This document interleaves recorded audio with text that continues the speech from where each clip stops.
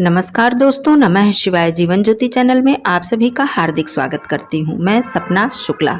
दोस्तों, आज की वीडियो में आप सभी लोग श्रवण करेंगे बैसाख मास कृष्ण पक्ष वरूथिनी एकादशी व्रत की पावन कथा।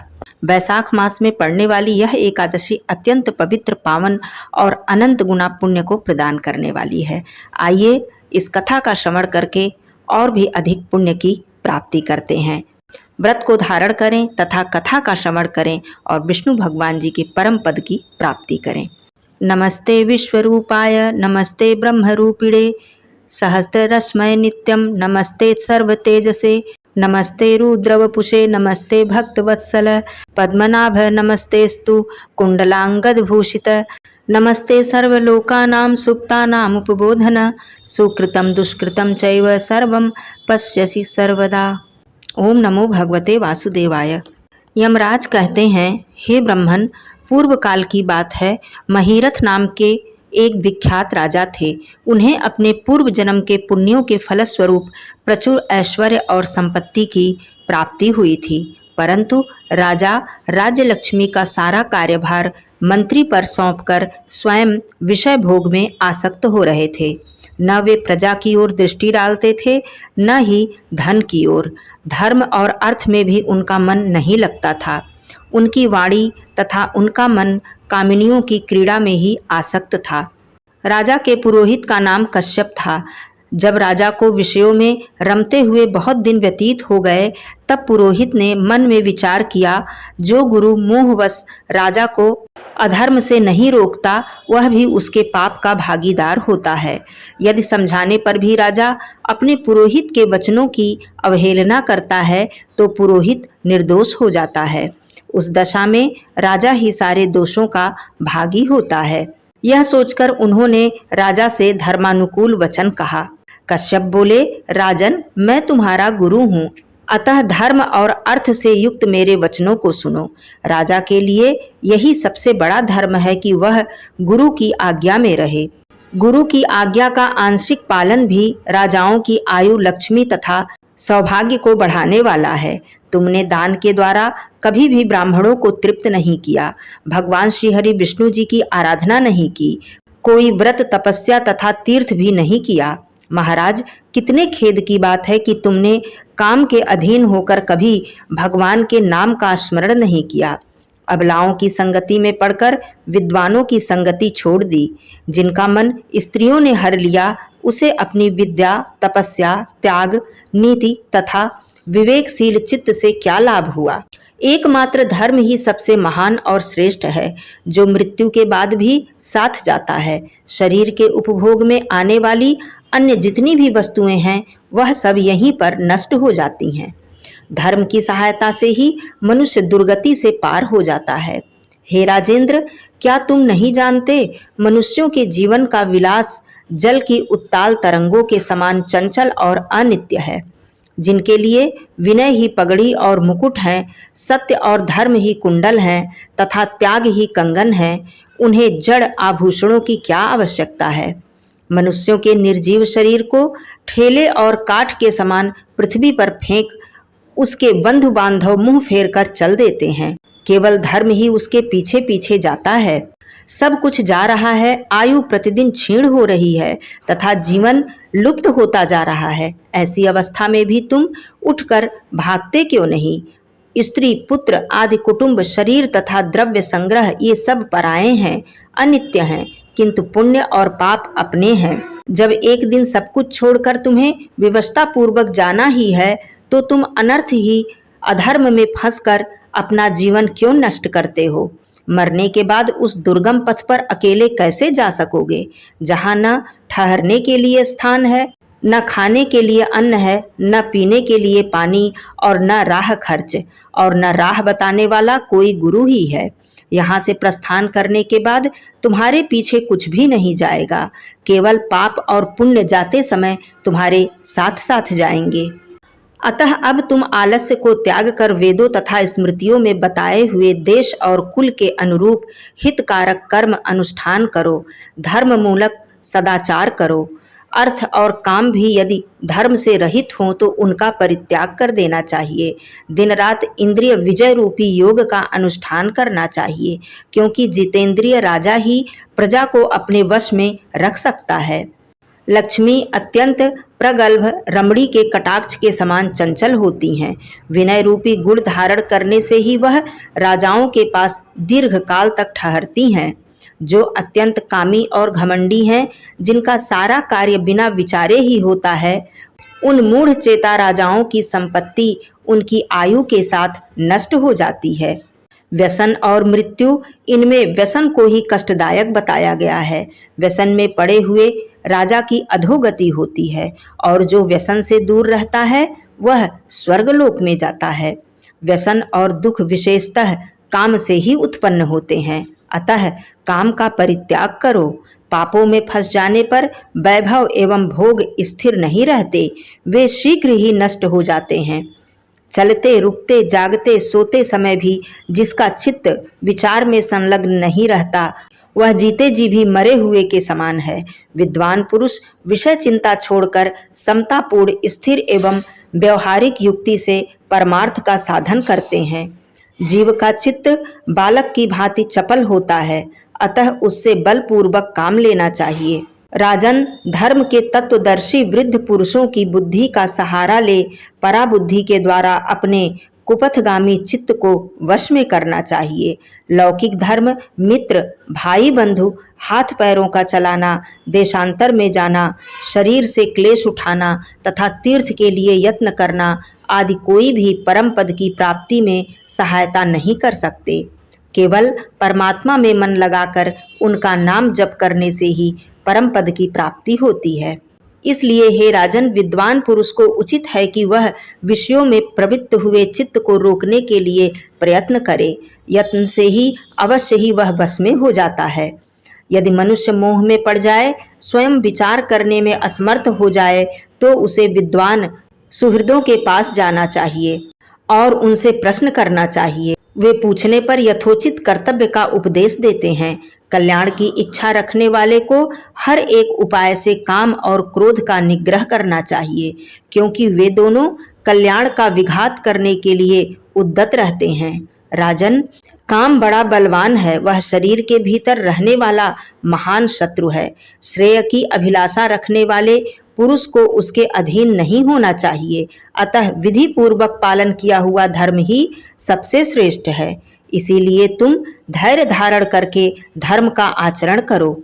यह श्वास बड़ा ही चंचल है, जीवन उसी के अधीन है। ऐसी स्थिति में कौन मनुष्य धर्म के आचरण में विलंब करेगा। राजन, जो वृद्धावस्था को प्राप्त हो चुका है, उसका चित्त भी इन निषिद्ध विषयों की ओर से नहीं हटता। हाय, यह कितने शोक की बात है। पृथ्वीनाथ, इस काम के मोह में पड़कर तुम्हारी सारी उम्र व्यर्थ चली गई। अब भी तो अपने हित साधन में लग जाओ।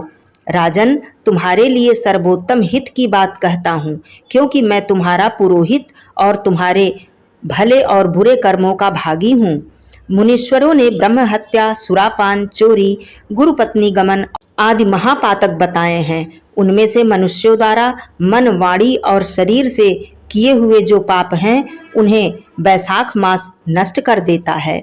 जैसे सूर्य अंधकार का नाश करता है, उसी प्रकार बैसाख मास पाप रूपी महान अंधकार को सर्वथा नष्ट कर डालता है। बैसाख मास में आने वाली एकादशी का विधि विधान पूर्वक पालन करो। राजन, मनुष्य बैसाख मास की विधि के अनुष्ठान द्वारा होने वाले पुण्य के प्रभाव से जन्म भर के किए हुए घोर पापों का परित्याग करके परम धाम को प्राप्त होता है। इसलिए महाराज, तुम भी इस बैसाख मास की एकादशी के दिन प्रातःकाल स्नान करके भगवान मधुसूदन की पूजा करो। जिस प्रकार कूटते छाटते क्रिया से चावल की भूसी छूट जाती है, मांजने से तांबे की कालिख मिट जाती है, उसी प्रकार शुभ कर्म तथा एकादशी का पालन करने से पुरुष के अंतःकरण का मल धुल जाता है। राजा ने कहा, सौम्य स्वभाव वाले हे गुरुदेव, आपने मुझे यह अमृत पिलाया जिसका आविर्भाव समुद्र से नहीं हुआ है। आपका वचन संसार रूपी रोग का निवारण तथा दुर्व्यसनों से मुक्त करने वाला द्रव्य भिन्न औषधि है।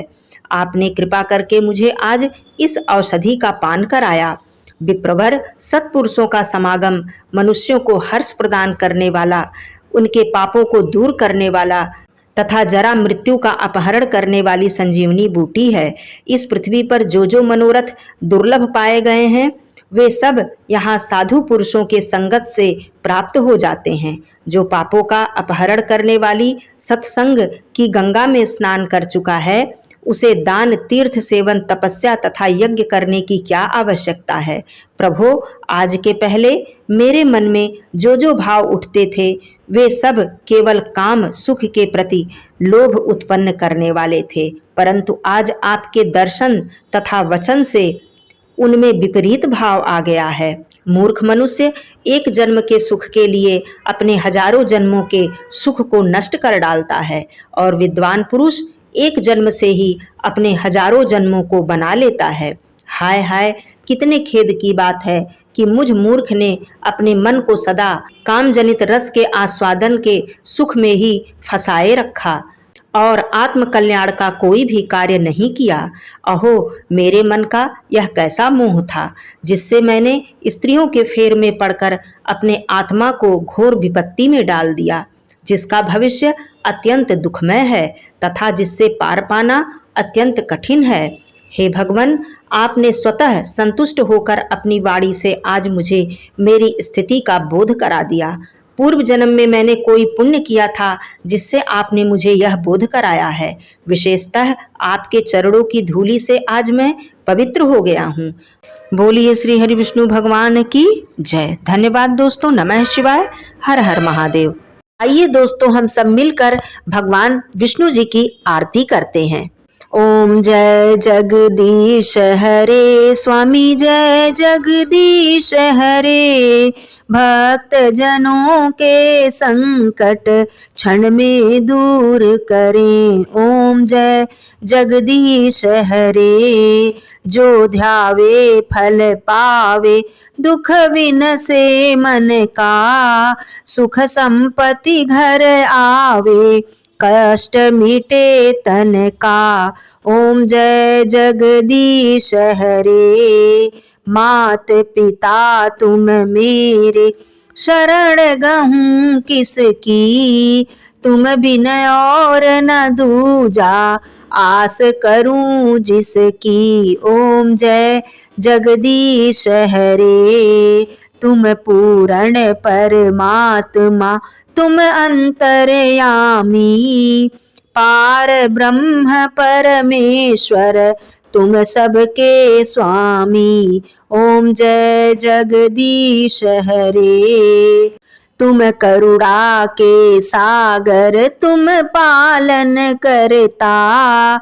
मैं मूरख खल कामी, कृपा करो भरता। ओम जय जगदीश हरे। तुम हो एक अगोचर, सबके प्राणपति।